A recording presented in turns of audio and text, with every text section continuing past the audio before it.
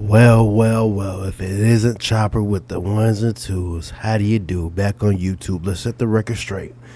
Summer refused to acknowledge reality, man. I know I've been watching a lot of old Meezy videos, you know what I'm saying? I like reacting to old Meezy. He's like the local news type of guy, the black local news type of guy. It's either him or O'Shea Jackson, man. Shout out to them, you know what I'm saying? But let's check this out, man. What I'm telling you right here, this is the game. You're 20, and your wide-eyedness and thinking, oh, I'm just seeing and streaming, is how to get you into escort culture. Because you're saying, I'm just going there to stream and I'm on a jet. No, why do you? You're not that cool, shorty. I'm telling you. You're again brought there with your friends to get. No, Since when academics got braids? That's what I'm saying. That's where you're wrong at. You're wrong. Again, you're wrong. It seems like in your mind, in your world, you have to do these things for.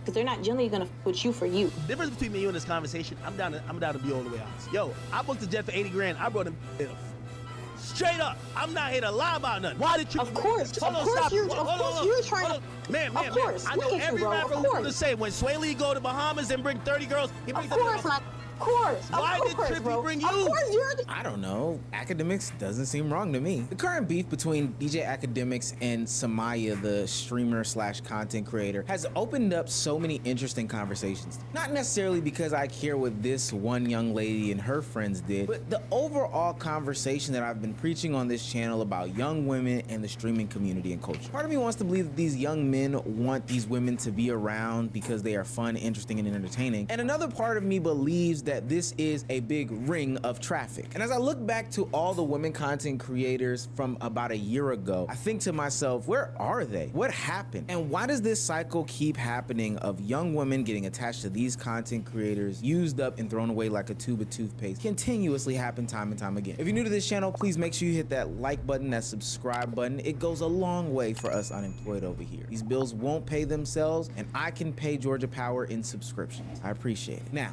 back to the video. This all started with a video from Summyah and her friends talking about the male prospects in their lives. You know, their standards, the gift giving, etc., etc. How much a man gotta make for you to take them serious? How much a month? Over 6 figures. I was just about to say, yeah, she's high maintenance, y'all, so I'll do over 6 figures a month. Delusional. Now, I retired a lot of the conversations surrounding relationships when Kevin Samuels died. Ultimately, the conversation was futile. There was irreparable damage done to the community as a whole. And for what it's worth, I got engaged and I didn't have to deal with this nonsense anymore. But Academics took on this challenge after seeing Summyah and her friends, who are friends and associates with some rappers that he's close with, and responded to these standards and whatnot that these young women have. How much a man gotta make for you to take them serious? How much a month? Over 6 figures a month. I was just about to say, And keep in mind, these girls are like under 25. What? They have a little bit of following on social media. Guys are flying them out left and right. These girls, when they're popping this type of shit, the guys who got the money fly them out. Maybe they think a bag is cool. I ain't buying them some bag, but whatever. Like they're hypnotized by money. You fuck them for a week and you send them back. And they sit there, post a bunch of pictures of places you've been, shit you live in, cars you drive. And they get back on the track and wait for the other millionaires to fly them out. Like, it's kind of a sad life. I don't know how they make it look so lit. They make it look so lit. Like, yeah, you got to make this amount of money. Chat, these are the women you do not take serious. Like, that's prostitution. Like, a woman. That's prostitution, though. That gives the criteria of how much you need to make.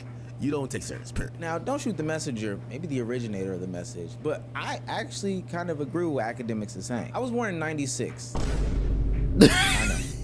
Which means I graduated from high school at 2014. I've been around the block here for a minute. And in every iteration of young man, there is IG model after IG model, baddie after baddie, content creator after content creator that comes and goes. They appear in all these videos with all these other male content creators, rappers, celebrities, etc., etc. Never create a real fan base and just end up disappearing. Now, I'm not saying that that is exactly Summyah and her friends, but more than likely it is Summyah and her friends. And as I go back and look at the 2014 baddies, I don't want to date myself by saying any names, they're doing extra regular stuff now. From riding around in Maybachs and Rolls Royces at the ripe old age of 18 and a half, now pushing a 2007 Camry. And again, there's nothing wrong with a 2007 Camry. I think that that's the first year where they got the surround airbags and they had Bluetooth in the car. Pretty good car. But ultimately, what Academics is saying is true no matter the age group. Now, just because I agree with him doesn't mean that Summyah did. She took to Twitter to call him names, call him fat, all these other things like that. And ultimately, it led to a live stream that revealed a lot of both of their mentalities behind the whole situation. When women put out an idea that they have these unrealistic expectations of men is because they're into escorting culture. You and your homegirls are into escorting culture. Did you escort recently for Trippie Redd? I'm here to hopefully have a conversation that we can make a conclusion. No. Why is that even coming out your mouth? It's 20 different girls on that trip. Like, he's celebrating his album thing. When I did the stream with him, I did a stream with him. He invited me to Turks. He was like, hey, you can come, you can bring whoever you want. He was on some cool shit. It was nothing like that. So for you to get up here, Man, that's what I'm saying. That's what the new escorting experience is. Bring your friends. Bring your friends for this free trip that I'm hoping will turn into something romantic or intimate. Yeah, that's how escorting works. Nobody did.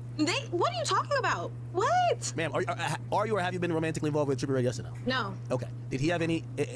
Okay, listen. This is not no interrogation. 1, 2. I just told you what it was. So for you to we did a stream previously. He invited me. So that's it. That's all. But you're still trying to paint this narrative. That's what I'm saying. You're so fixated on this one narrative. Like, what is that doing for you? I think it's time we actually define what an escort is in this context. An escort is generally a sex worker who provides companionship, and often it leads to sexual favors. And this stuff can be funneled through agencies and different things like that. Maybe a person behind a camera P-Hub. who, sends young women over to these streamers or whatnot. But ultimately, you're providing companionship. And I think that's where the line kind of gets blurred, because some of these people are interpreting this as, hey, I'm friends with so-and-so, and they are just flying me out, spending money on me. But some of this other stuff is clear as day sex work. And I'm not here to shame sex work, but this is just an interesting conversation as a whole. The culture of women claiming these are the guys they're into, flexing and showing off these type of experiences, and then trying to act like it's not what we all know what it is, right? I take pictures everywhere, gang. I take pictures everywhere. This is like, I seen you made a comment like, oh, she's on a PJ, she's excited, she's taking pictures. Look, listen, I'll take pictures at a fucking gas station if I look cute and the outfit's cute. If I want to take pictures and I want to post on my page, I can do that. I can literally do that. I have free will. Why does it automatically think in your mind like, okay, she's fucking, which is prostitution, or it's like, why is that even a thing in your mind? Like, that's ma'am, I'm gonna be honest. You're trying to paint. Hold on, that lifestyle is escort. I just want to let you know. Like, you don't have to admit it. You don't have to. I guess if a girl get on a PJ, she's an escort. That's what you're saying. If you're going from rapper to rapper and going, listen, I'm telling you. Are you talking to me directly, or are you saying in general? Be direct with what you're saying now. Both. Huh? Both. I think we've heard about you now with, at least for what people know, 2 rappers, but you know what I mean? Like, you're kind of on the block, girl. From who knows? Like, what are you saying? Like, that's what I'm saying. Like, who cares? Why do you care? No, nobody's stopping rapper to rapper. Nobody's stopping rapper to rapper. Like, you sound slow. We're not saying we care like we want you to stop. We're just commenting on it, and I feel like you got. Okay, but whoever said that I was hopping rapper to rapper, y'all only know me for being one person. From one rapper to the other. Now I get it. The words are offensive, but academics is just trying to break down something that we all see on a day-to-day basis. These people being connected to wealthy individuals for one reason and one reason only: to provide companionship. Whether that be sexual or not is up to you. 9 times out of 10 it's sexual. But when people see Summyah on these different planes and these different places and spaces with Trippie Redd, it just screams to them, hey, she's doing this for a bag, for clout, whatever the case may be. Now, there are some people like Ben Dadon who would deflect and say that that's not true, this isn't, valid, or whatever the case may be. We just do these things. I'm taking Summyah out of it. I'm taking like all niggas out of it. I'm taking a real personality out of it. When y'all, even bitches will really use niggas to get an experience and be like, I'm not doing shit. And what the nigga supposed to do? Be like, either the nigga keep it P and be like, all right, well, you cool, I'm just not gonna invite you out no more, I'm not gonna invite you no more. Or the nigga gets into it with the bitch and they be like, find your own way home, bitch, you can't. Like how I think Lil TJ and Ruby had got into it back in the day, like that type of shit. You gonna buy my flight home, man? Hell no, bitch, find your way. Like, it be that type of shit going on. Every time bitches be around, y'all might feel like bitches gonna fuck, but like that shit don't be going on every time, fool. Like, if say like any football celebrity y'all know flies out 20 bitches, all them hoes not finna fuck. But what Ben fails to realize, and academics had to make him understand, is that whether or not y'all have sexual intercourse or not, you paying for somebody's companionship is escort. That is by definition escorting. And there's nothing wrong with it. We all understand what's going on. But why I'm interested in this conversation is because Ben Dadon is one of them. What is he talking about? You're one of them, sir. Because during her rant with academics, you're one of them. You You want the them fact that females she's a come real over. deal content creator. She went to Streamer Youth. She has a career. We know you for literally fucking a rapper. That's why we know you.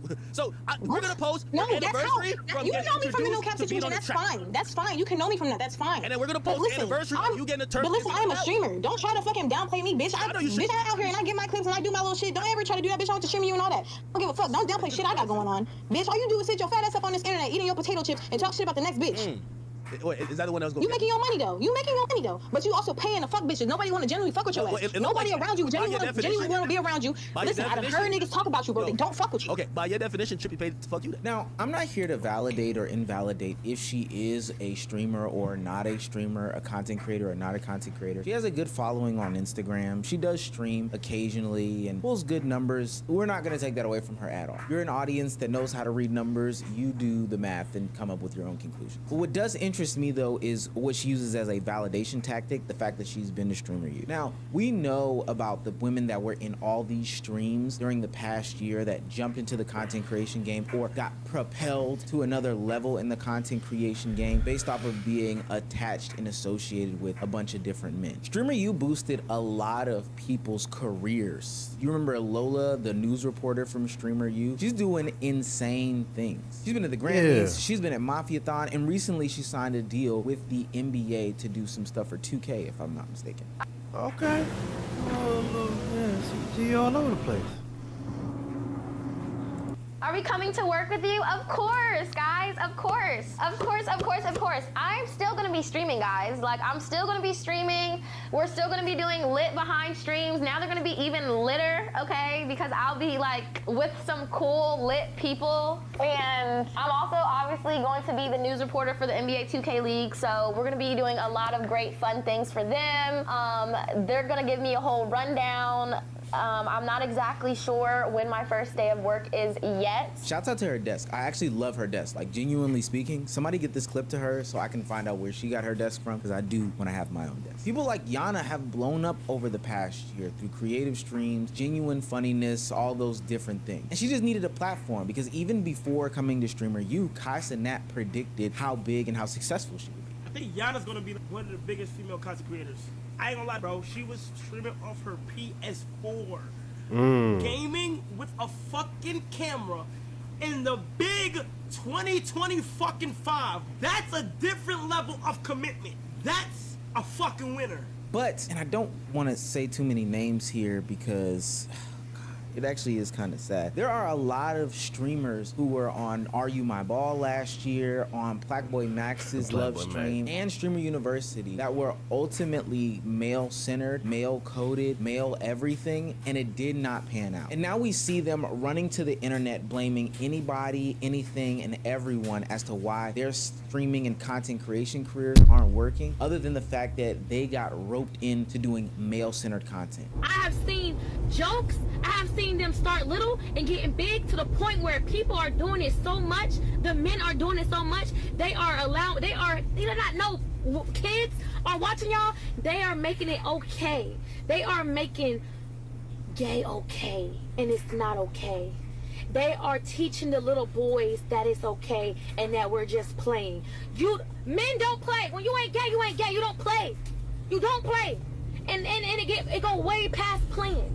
It starts with a joke, and then the joke gets bigger.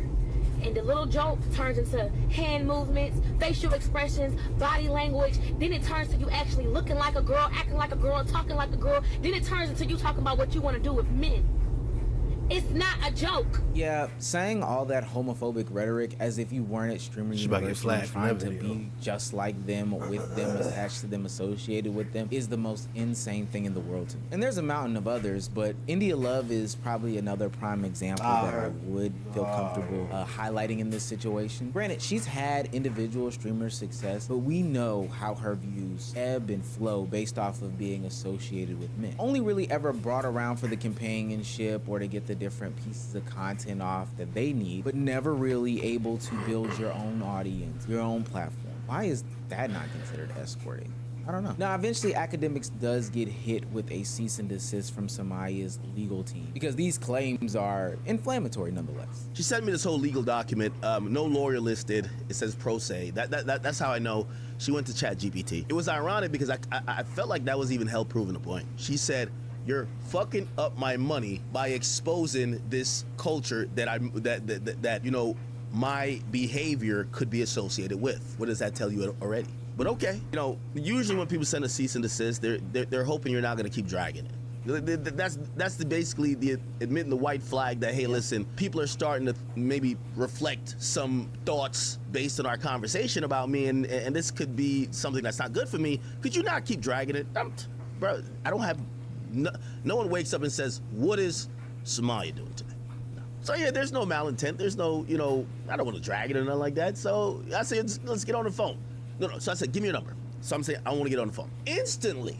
And this should tell you all you want to know. Remember, she sent me this chat GPT cease and desist. I'm like, oh my God, I could tell she's so triggered. She's blah, blah. She's trying to type all legal now. She's like, calling me a thought is one thing, but accusing me of doing that and saying I'm getting flued out to get piped.